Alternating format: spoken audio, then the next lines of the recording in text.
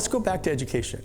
What happened in Korea so that an educational system that was the envy of the world became referred to by Korean young people as Hail Joseon, right? What happened in Korea? According to the Korean Educational Development Institute, about 49.2% of Korean parents responded that private education expenses are a heavy burden, right? In reality, half of children under the age of 6 receive private education, half under 6. And even among children under 2 years old, 25%, 1 in 4, is receiving private lessons.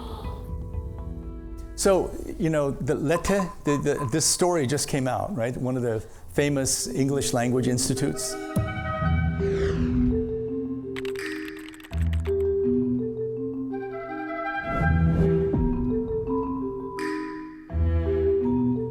The test that was leaked, and so everyone knew what the questions were. Okay, I read that article, and I was completely blown away because the question that was given to a 7-year-old was this: if you were to be an animal, what animal would you be, and what would you do, right? So for a 7-year-old, conditional thinking is really complicated. And the great irony is that's exactly the same question I was asked when I was applying to medical school. Exactly the same question. 와, 그걸 벌써 7살한테. 너무 잔인하네. Do you want to know what I answered, though? So I asked my mother, is there something like cool Asian, Korean that you can give me? And she said, yeah. In Confucianism, they say that the wheat plant, when it's young, it shoots straight up into the air. And then when it's mature, it bows its head, right? So I thought, okay, that's really cool.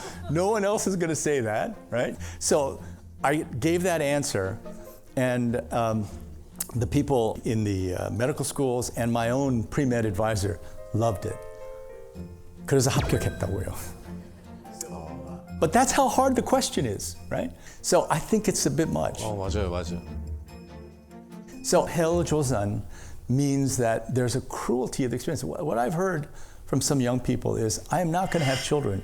Why would I subject another human being to the hell that I had to go through? Okay.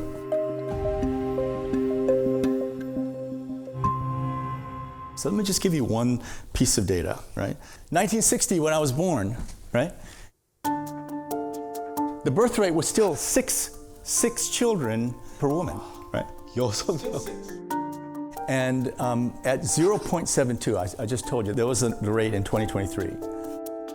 So at 0.72, if 2.1 is what's required to replace the population, the births in Korea are 1/3 of what's required to replace the population. And in Seoul, it's even lower. It's not 0.72, it's 0.55. So just to, at a birth rate of 0.72, right? Just to make it very clear, 100 Koreans today will give birth to 36 children. Those 36 children will grow up, become adults, and they will give birth to 13 children. Those 13 children will grow up and give birth to 5 children. So 100 people today are gonna be replaced by 5 people in just 4 generations, right? So this means that 16 million Koreans will disappear. And in terms of the age of its population, again, will be the highest in history. Half the population will be over the age of 65.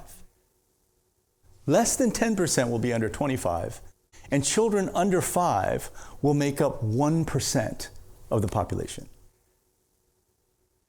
So I want to be really clear that, that the problem of low birth rate is not unique to Korea, right? Every country has something like this, but what Korea is so severe that in the United States, we would call this country right now the canary in the coal mine.